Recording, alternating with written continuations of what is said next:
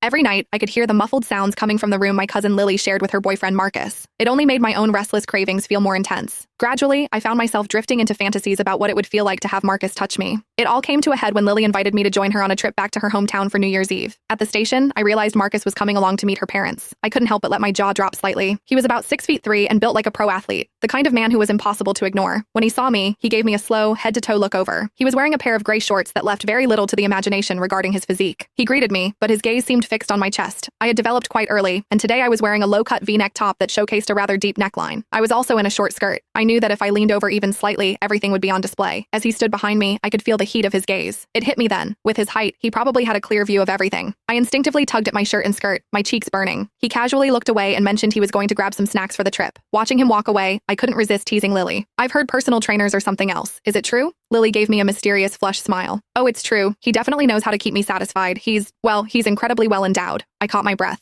My God, that must feel incredible. I couldn't help but wonder what it would be like to experience that just once. I glanced back in his direction. As he walked, his physical presence was undeniable, shifting with every step. I'd heard rumors about how much a man like that could grow. I felt a sudden weakness in my legs just thinking about the logistics of it. Lily had told me before that he was high maintenance, needing attention several times a day. Every time I saw her, she had a certain radiant glow. It was clear she was being very well taken care of. As I was lost in thought, Lily leaned over and winked at me. "Want to give him a try?" My breathing hitched. I bit my lip, feeling a wave of guilty excitement. "Lily, stop teasing me!" I looked up and saw a flash of genuine interest in Marcus's eyes as he overheard our exchange. Finally, we boarded the train. Lily had booked a private sleeper cabin for us. It was just the three of us in the compartment, with a curtain drawn across the entrance for privacy. She and Marcus settled onto the bunk opposite mine. Lily leaned against him, scrolling through her phone, while his hands began to wander freely. Watching them, my face felt like it was on fire. I tried to focus on my own phone to hide the awkwardness, but my eyes kept drifting back. Lily was wearing a tight purple dress that hugged every curve perfectly. 10 minutes passed, and I noticed Marcus's hand slipping beneath the fabric several times. When his hand eventually emerged, it was glistening. Lily whispered shyly, "Wait, Claire is still right here." As night fell and the train grew quiet, the attendant dimmed the lights to their lowest setting. To my shock, Lily climbed onto Marcus's lap and they began to move in rhythm. I licked my lips, my mind racing with vivid images. Before I knew it, I drifted off to sleep. I don't know how long I was out, but Lily's voice eventually woke me. I opened my eyes to find the cabin lights back on. Lily gave me a playful wink. "Claire, are you hungry? Could you go to the dining car and grab 3 meals for us?" Looking at the obvious physical state Marcus was in, I knew exactly what she was asking for. "Sure," I replied quickly.